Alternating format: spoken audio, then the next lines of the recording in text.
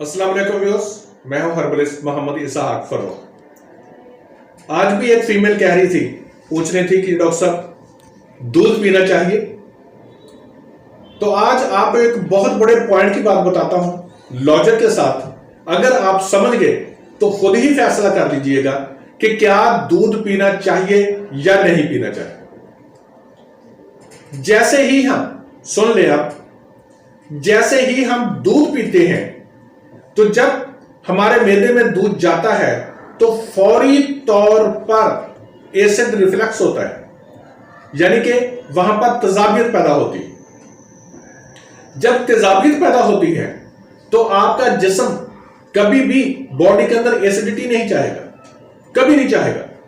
वो ये चाहेगा कि एसिड ना हो, क्योंकि एसिड जिस्म के लिए नुकसानदेह होता है।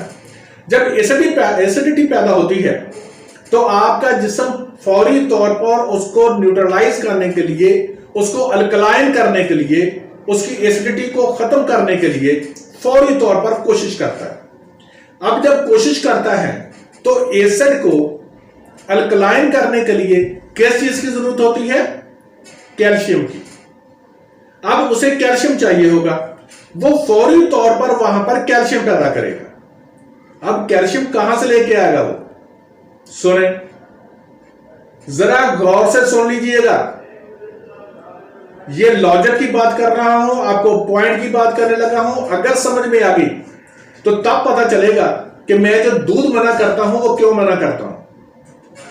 क्योंकि आपके जहन में एक ही चीज घुसी हुई है कि हड्डियों में मजबूती के लिए दूध पिए तो हड्डियां मजबूत होती हैं, जबकि मैं कहता हूं कि दूध पिए तो हड्डियां कमजोर होती हैं, मजबूत नहीं होती।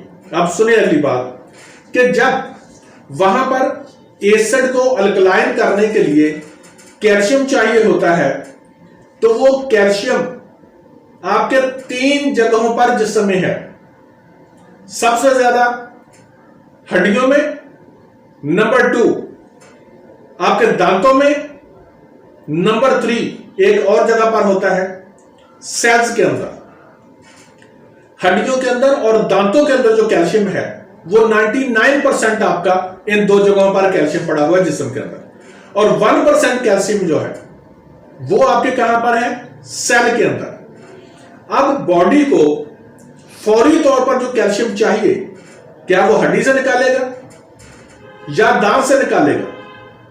खुद ही फैसला करें कि ये मुश्किल है। ना हड्डी से निकालेगा ना दांत से निकालेगा। वो कहां से निकालेगा? सेल्स में से। सेल्स में से जो कैल्शियम पड़ा हुआ है 1% उसको निकाल लेगा और दूध ने जो एसिडिटी पैदा की थी उसको न्यूट्रलाइज कर देगा। अब जो सेल है, सेल हो गया खाली। अब उस सेल को फिर दोबारा कैल्शियम चाहिए तो वो कहां से लेगा? हड्डियों से, दांतों से।